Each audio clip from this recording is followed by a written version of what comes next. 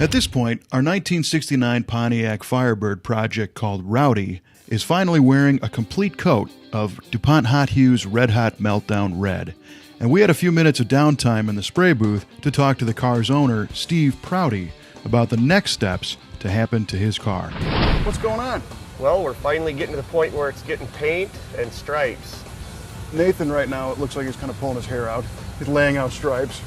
Yeah, he's been working hard on that, and we're looking at it and okaying it, and I think he's doing a great job on it. They're going to look nice. All right, so let's talk about the design of the car, about the color scheme, about the stripe look, and the original concept. What do we start with?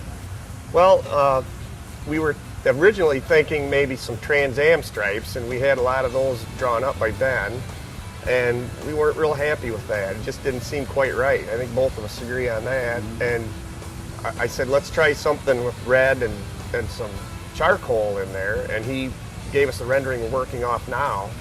And I think as soon as all of us saw it, we knew that's what we wanted.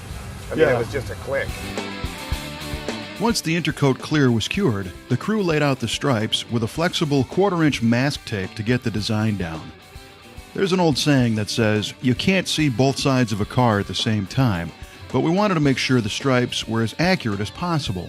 And this required some goofy-looking back and forth kind of checking, but the results are well worth the effort.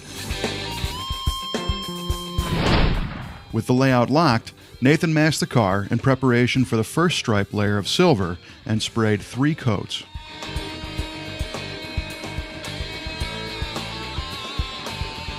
After the silver was dry, the stripes were remasked for the second color, Hot Hues Gunmetal, which is a dark charcoal metallic. This was then applied to the center of the stripes and to the tail panel of the car.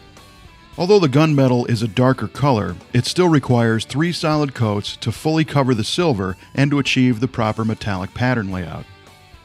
Once the last gunmetal coat was dry, the crew begins the tedious task of carefully removing the masking paper and fine line tape to reveal the completed stripes. Care must be taken not to pull the tape too aggressively, which can lift the fresh paint and cause costly remasking and respraying.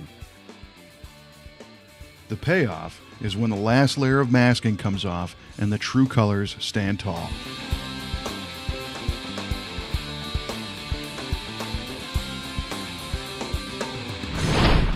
Kelly scrutinizes the stripes for any possible bleed-throughs or imperfections, and when all looks good, the car is bathed in several coats of DuPont Hot Clear to protect the vivid colors.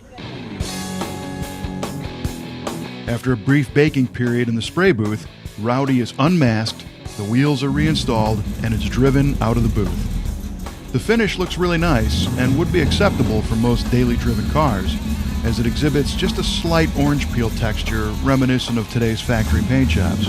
However, this is far from a daily driver, and the crew didn't perform all that preparation and hard work to get the body straight to not have a glass smooth surface.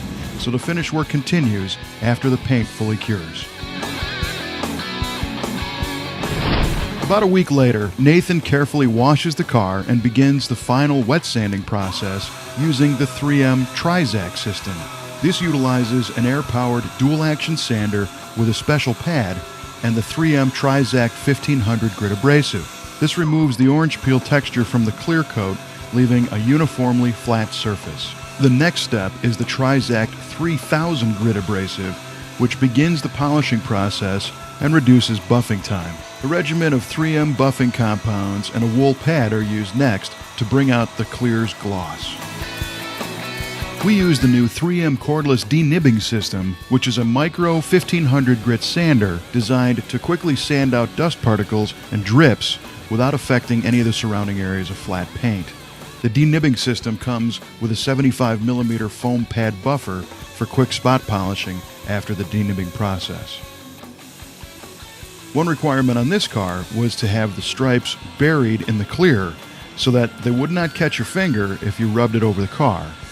Thanks to the multiple clear coats and Nathan's persistent polishing, there's absolutely no texture anywhere on this car. The car is still going to receive its final foam pad polishing after the assembly is completed, but it's already looking fantastic. So with the Firebird all painted and buffed and shiny, we're into the home stretch, which is the final assembly, where we put together the remaining interior details and some of the rest of the bumpers and lights and all that jazz. So we're pretty excited.